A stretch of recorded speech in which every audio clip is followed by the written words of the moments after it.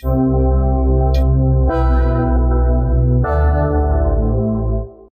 ձեզ, Բուն TV-ի եթերում Բուն զրույց ընտրություններ հաղորդաշարն է, ես Աննա Մինասյանն եմ։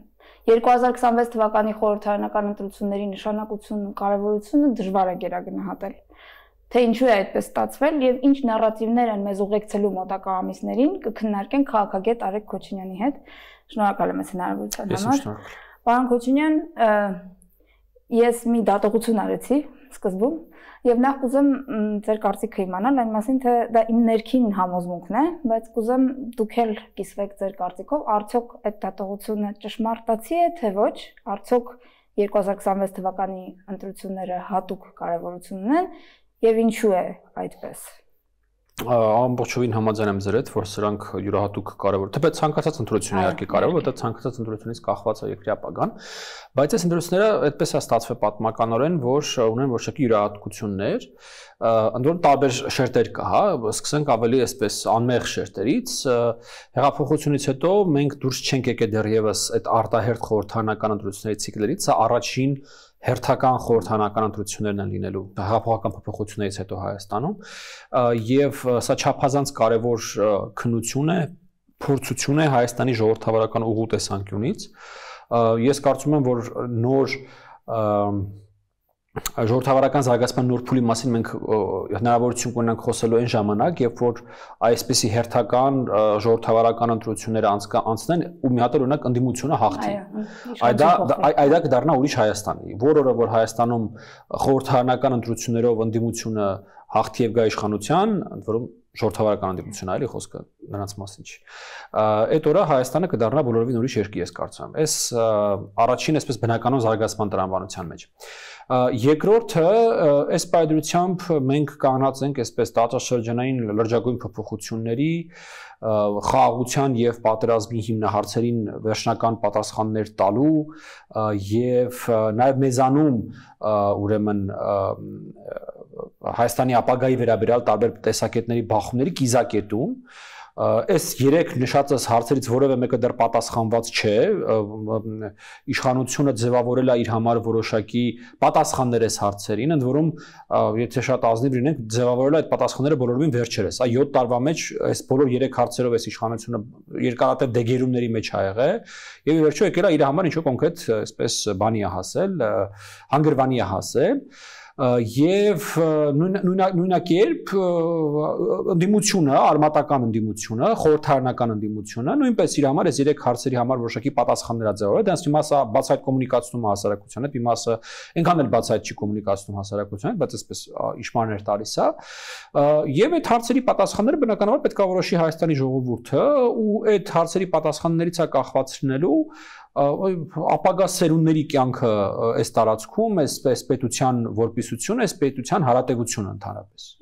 Պարոն Քոչինյան, դուք նշեցիք հիմնական թերևս առանցքային են նարատիվները, որոնք որ ակտուալ են այսօր, մենք չգիտենք գուցե դրանք որոշ փոփոխությունների ենթարկվեն ընտրությունների ընթരാճ կամ քարոզարշավի ընթացքում, բայց կարելի է կարծել, որ սա է լինելու հիմնական, այսպես հա, եթե այն ժամանակ խոսքը գնում էր կոռուպցիա եւ ոչ կոռուպցիա, հա, նախկին ներկա, սև եւ սպիտակ, շարունակվելու է բնականաբար այս բևեռացումը, բայց հիմնականում երևի լինելու է այս անվտանգային գլոբալ ռազմավարական հարցերի շուրջ եւ այո իշխող քաղաքական ուժը ձևակերպել է իր մեսիջները հիմնական կարծես հա իրական Հայաստան խաղաղություն հարևանների հետ սահմանների բացում բալանսավորում եւ քայլեր որոշակի արվում են այդ ուղղությամբ տեսնում ենք ընդդիմությունը բոլորովին վերջերս այո հրապարակայնորեն ասում է որ եթե իրանք կան իշխանության եթե մինչեւ այդ ընդ որում դա այսպես լատենտ էր այդ ամեն ինչը հիմա բացահայտ ասվում է որ եթե մենք գանք իշխանության մենք չեղարկելու ենք օգոստոսի 8-ի Վաշինգտոնյան համաձայնագրերը եւ վերադառնալու ենք նոյեմբերի 9-ի համաձայնագրին Սա է լինելու մեր հիմնական դիսկուրսը եւ եթե այդպես է ընդդիմության այս թեզը կամ այս նարատիվը հաջողության ինչ հնարավորություններ ունի Տեսեք Հայաստանում խաղաղության եւ պատերազմի հարևանների հարաբերությունների կարգավորման եւ դրա բացակայության թեմաները անուղղակիորեն, ալիշտ ուղղակիորեն եւ անշեղորեն կապված են Ռուսաստանի թեմայի հետ։ Այդ երկու թեմաները իրենց հնարավոր չէ սպասությամբ առանձնացնել։ Եվ ես կարծում եմ, որ ընդդիմությունը հիմնականում փորձել է օգտագործել հենց այդ խաղակարտը, այ որ շատ էլ հնարավոր է դեռ ոնց որ ասած շարունակել, այ Ղարաբաղն էլ հնարավոր հետ բերել, ամեն ինչ հնարավոր է, դրա համար մեզ պետք է որպեսզի ցարը մեզների եւ ցարը մեր հետ լավ լինի։ Եթե շատ այսպես գրոտեսկացնենք, ապա ընդհանուր առմամբ ես կարծում եմ մեսիջը դա է լինելու, որ եթե մենք գանք, մենք հո գիտենք ցարի հետ ոնց է պետք աշխատել, ոնց է անել, ոնց է պետք անել այնպես որպեսզի ցարը մեզ սիրի եւ մեզ չար թուրքերից ու չար ադրբեջանցիներից պաշտպանի։ Ի վերջո մենք 20 տարի պաշտպանում էինք, ցարը մեզ պաշտպանում էր չար ադրբեջանցիներից, չար թուրքերից, հետո եկավ այս իշխանությունը եւ ցարը մեզ արևս չպաշտպանեց։ Հիմա ես կարծում եմ նորից եթե շատ այսպես բարձրացնենք պրիմիտիվացնենք, մոտապես սա է լինելու այդ խոսակցությունը։ Սրան ի հակառակ ըստ էության ինչ առաջարկելու իշխանությունը առաջարկելու է այ կարգավորումներ հարևանների Հայաստանի համար կարգավորումներ Ադրբեջանի եւ Թուրքիայի հետ, փորձել խաղաղություն կառուցել, նաեւ այն թեզը առաջ տանել, որ առանց խաղաղության այս պետությունը հարատև կայուն ապագա չունի, ունի կամ գաղութի ապագա Ռուսաստանի համար կամ հարևաններից նույնիսկ պարտություններ կրել եւ ավելի կազմալուծված միջոր վիճակում հայտնվել ու բանավեճը հիմնականում գնալու է սրա շուրջ, ընդ որում այս բանավեճը ես տարբեր մարդիկ ասում են հանգարց նես չանենք որ մեր ընտրությունները դառնան աշխարհակաղակական ուրեմն թեմա, մեր ընտրությունները արդեն դառել են աշխարհակաղակական թեմա, արդեն ուշ է, եթե մարդիկ կան որոնք կարծում են մենք դեռ կարանք խուսափենք այդ ճակատագրից, հիասթափեցնեմ իրենց, մենք արդեն այդտեղ ենք եւ արդեն իսկ Հայաստանի ընտրությունները դեռ նույնիսկ նախընտրական փուլ չմտած դարձել են աշխարհակաղակական բախման լրջագույն կիզակետ եւ աշխարհակաղակական կենտրոնները ներդրումներ են անելու, ռեսուրսներ են ծախսելու մենք ապառնիով ենք խոսում, հա, ապագայի մասին ենք։ Չէ, իրականում մեկը արդեն առնվազն մեկը արդեն այդ մարտի մեջ է մտա ամբողջ գործիքակազմով, այսպես ինչ որ տարբեր մեդիա ռեսուրսներ են նոր բացվում, փորձագետներ են հայտնվում, քաղաքական ուժեր են ձևավորվում ընթացս, նախկիններին գումարվում եւ այդ ամեն ինչ արդեն սկսել է, այդ ամեն ինչը շատ սասկանալու է, մենք տեսել ենք թե այդ ամեն ինչը ոնց է աշխատել Մոլդովայում, ես ունեմ բավական լուրջ մտահոգություն, որ Հայաստանում դա շատ ավելի սաստիկ է լինելու, քան էջ Մոլդովայում, որովհետեւ Հայաստանը Ռուսաստանի համար այս պայծրությամբ ես կարծում եմ թե պրեստիժի առումով, թե Հարավային Կովկասը ընդհանրապես չկորցնելու առումով չափազանց կարևոր ուրեմն հարց է դարձել այդ 26 թվականի ընտրությունները եւ ռեսուրսների ուղղակի անսահմանափակ ռեսուրսներ են դրվելու այդ հարցերի մեջ։ Ռեսուրսը դրվեց, պետք է այդ ռեսուրսը դրվի ինչ որ մի նարատիվ կամ ինչ որ մի գաղափար առաջ տանելու եւ մարդկանց համոզելու վրա։ Հիմա ինչ եք կարծում էլի, ինչ եք կանխատեսում, ինչ մեսիջներ են փորձելու հաղորդել ընտրողներին, որով դե անկեղծ լինենք, խաղաղությունը մի կոնցեպտ է, որը դժվար է վարկաբեկել, հա, բոլորը ուզում են խաղաղություն։ Այո։ Ինչ պիտի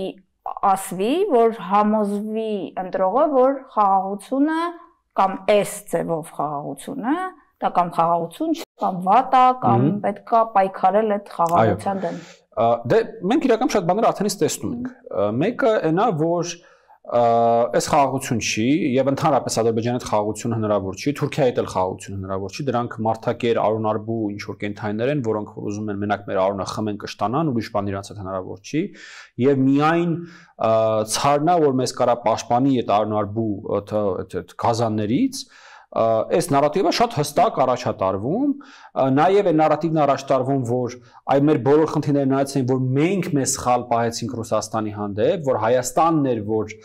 երես թեքեց Ռուսաստանից, որ ինչ որ բաներում չհամաձայնվեց եւ դրա պատճառով մենք ստացանք այն ամեն ինչը, ինչ որ ստացանք, այ եթե մենք անենք այնպես ինչպես որ ուզում են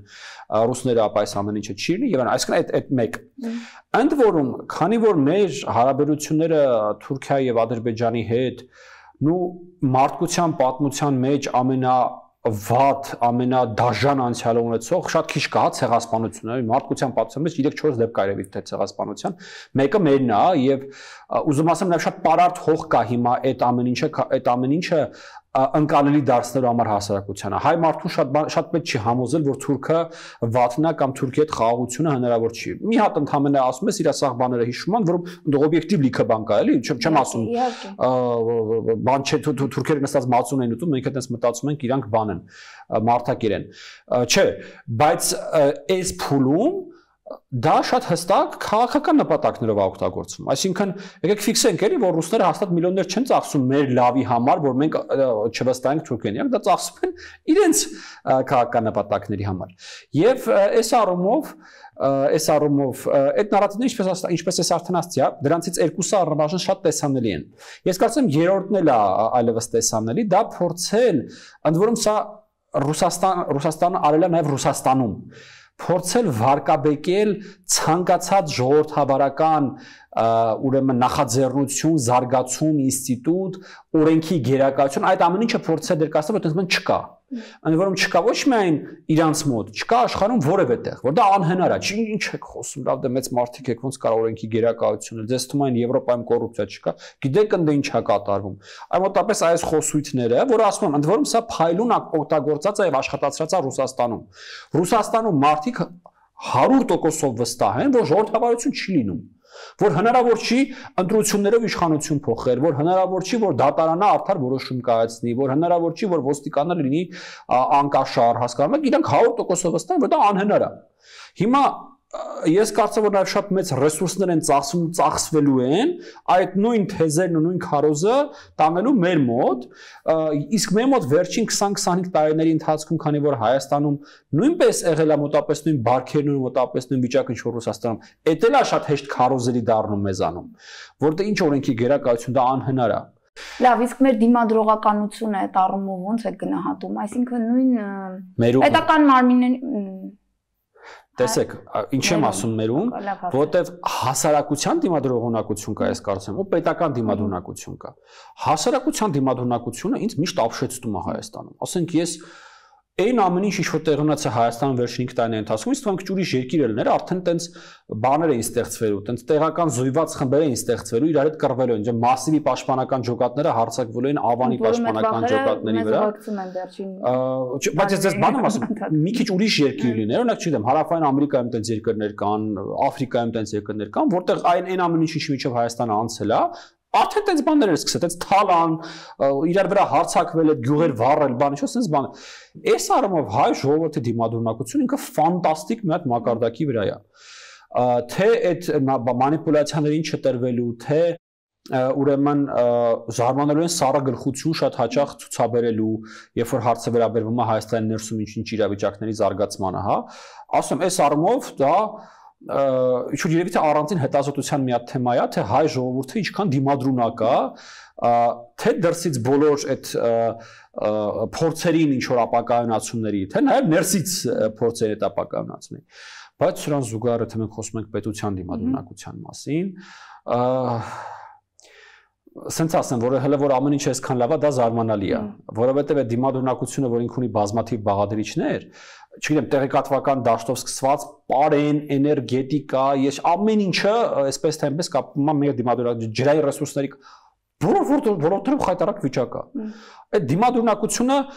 ցորի վրա օրինակը բերենք, հա, այս 24-25 թվականներին մենք հակառեկորդ ենք սահմանել, որովհետև Հայաստան ներկրվող նախ մեր բան ոնց է մեր բաշխվածությունը, ուրեմն մենք 20% ենք մոտապես արտադրում Հայաստանում օգտագործվող հացահատիկայինների, 80% ներկրում ենք։ Վերջին 2 տարվա մեջ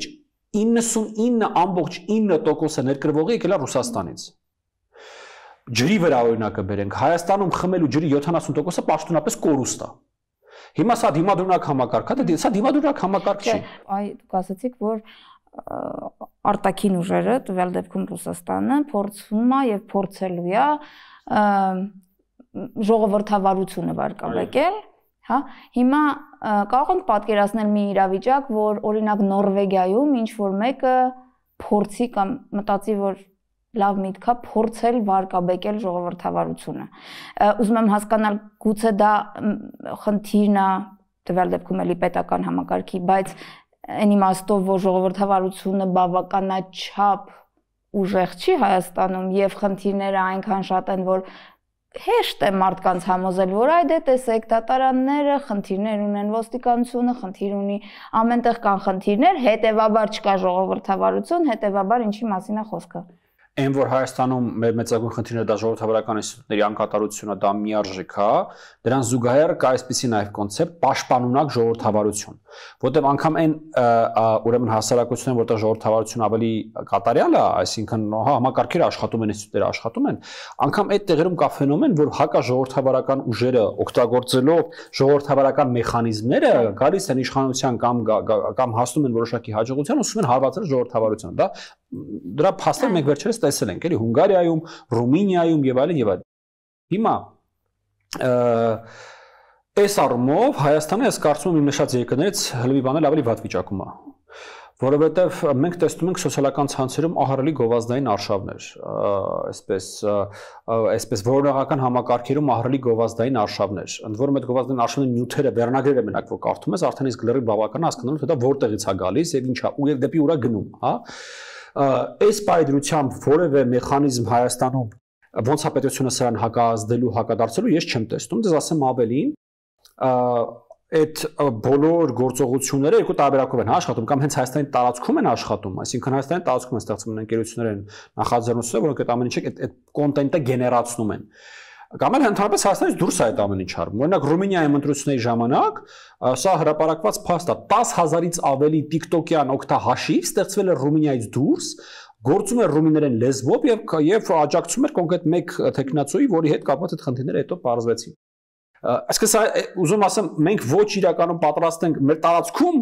դրան հակադարձելուն, ոչ էլ բնականաբար առավելևս մեր տարածքից դուրս, հենց տարածքից դուրս աշխարհում ընդհանրապես մի քանի երկիր կա, որ դրան կարող է հակադարձի, դրան թողենք, բայց մեր տարածքում անգամ դրան ի վիճակի չենք հակադարձել։ Ես ուրիշ ձեզ բան ասեմ, իսկ օրինակ եթե այսպես մասսայաբար սկսվեն բաներ, ընտրակաշառքների ուրեմն գումար բերվի Հայաստան եւ այդ ընտրակաշառքները սկսեն բաշխվել։ Ընդ որում չբաշխվեն ընտրությունների օրը, բաշխվեն օրեր առաջ, ընդ որում շատ մեծ գումարներ համապատասխան ինչ որ Հայաստանում եղել է, հա, նախորդ բաները հիշում եք, այդ 5000 դրամ էր, այնտեղ պահկար 10000 դրամ էր, պատկացեք շատ ավելի մեծ գումար է, դա շատ մեծ խնդիր չի, եթե դա կայսրության առաջ դրված նպատակ է։ Կարող է աշխատել։ Ես չեմ բացառում, որ այդ մեխանիզմը կարող աշխատի, որտեղ ոնց պետք է դրան հակադարձեն։ Իսկ այն արգումենտը, որ շատ լավ դու կարող ես այդ կաշառքը վերցնել, բայց քվեախցիկում դու մենակ ես եւ կարող ես գնալ։ Դեռ էլ հետեկան հայ ժողովրդի դիմադրունակության բարին, որ ոնց որ էլի հույսը դնում ենք, այո։ Բայց հենց այդ եմ ասում։ Փորձերը կարվեն, բայց ելքը կախված է։ Ոնց որ հիշում եք մի հատ անեկդոտ կա, չէ՞, որ ասում է հայերը էլի հույսը դրել են իմ վրա, հիմա ոնց որ մենք էլի հույսը դրել ենք ժողովրդի դիմադրունակության վրա, իսկ ժողովուրդը ոնց որ պատվիրակել է, իշխանություն է տվել, պետություն է ստեղծել, որ այդ պետությունը սկսի այդ ամեն ինչով զբաղվել, կառուցել, որ ամեն անգամ չգանք չոքենք ժողովրդի դիմացը, ասենք մենք հիմա վերջին հույսը մնացել է քո հավաքական իմաստությունը, չէ՞, բա ինչի է այդ ժողովուրդը ԱԱԾ պահում, ինչի է այդ ժողովուրդը ոստիկանություն պահում, կենտրոնական ընտրական հանձնաժողով պահում, հետախուզություն, հակահետախուզություն պահում, դատական, եթե այդ սաղ պետք է ժողովրդի վերջո այդ հարցեր լուծի, այն այդ ամեն ինչը չպահի, հարկերը ավելի քիչ կմուծի, ընտանիք կտանի այդ փողը, ինքն է մեկավերջում, սա իր վրա է մեկավերջում մնում, հասկանում եք, նույնիսկ այդ բանը գնում է նրան, որ հիմա պետություն մենք խոսում ենք պետության եւ պետության ինստիտուտների աշխատանքի մասին, թե որ վերջում դա ժողովուրդը կհասկանա էլի, որը որից հետո է։ Եթե պետք է վերջում դեկա ժողովուրդը հասկանա, խինք են ամեն ինչը պահում։ Հասկանալի է։ Մենք նաեւ երբ որ խոսում ենք ժողովրդավարության մասին եւ այդ փորձերը վարկաբեկելու ժողովրդավարությունը առհասարակ, ժողովրդավարությունն ու անվտանգությունը իրար հետ հակասող բաներ են, չի կարա լինի։ Անվտանգ ժողովրդավարություն, որը ըստ իս բավականին աբսուրդ թեզ է, որովհետեւ Եվրոպան վերջին, չգիտեմ, երկրորդ աշխարհամարտից հետո կարծես թե չի բախվել որևէ անվտանգային ռիսկերի իր ժողովրդավարական ամուր ինստիտուտներով, բացառությամբ վերջին դեպքերը, որը փորձում է էլի ժողովրդավարական մեթոդներով կարծես պայքարի դրա դեմ։ Ինչ է, այս թեզը դեռ ակտուալ լինելու է։ Շատ ակտիվ այդ թեզը օգտագործվում է, տարածվում է, գեներացվում է, որ այ ժողովրդավարությունը թույլ է, ժողովրդավարական իշխանությունը թույլ է, ինքը չի կարա լինի ուժեղ, ինքը չի կարա պաշտպանի ձեզ, ձեր երեխաներին, ձեր երեխաներին կարա մի հատ այնց ուժեղ տղամարդ պաշտպանի, որը կգա ամբողջ իշխանությունը կվերցնի իր ձեռքը։ Ես հաճախ տեսնում եմ, ընդհանրապես հիմնական երիտասարդներն են այդպես բաներ գրում համացանցում, մեզ մի հատ Ստալին է պետք, թե երիտասարդը ընդհանրապես պատկերացնում է ինչ է նշանակում Ստալին եւ Ստալինը որ գա ինչ է լինելու իր հետ, հա։ Այդ շատ Գիտեք Հայաստանում հատկապես երիտասարդությունն այս առումով խոցելի, որտեղ երիտասարդությունը չի տեսել Ռոբերտ Քոչարյան։ Իրանք չգիտեն չեն իմանում ինչ էր կատարվում Հայաստանում Ռոբերտ Քոչարյանի ժամանակ։ Ավելին, իրենք չեն ապրել որևէ այլ համակարգում, քան թեկուզ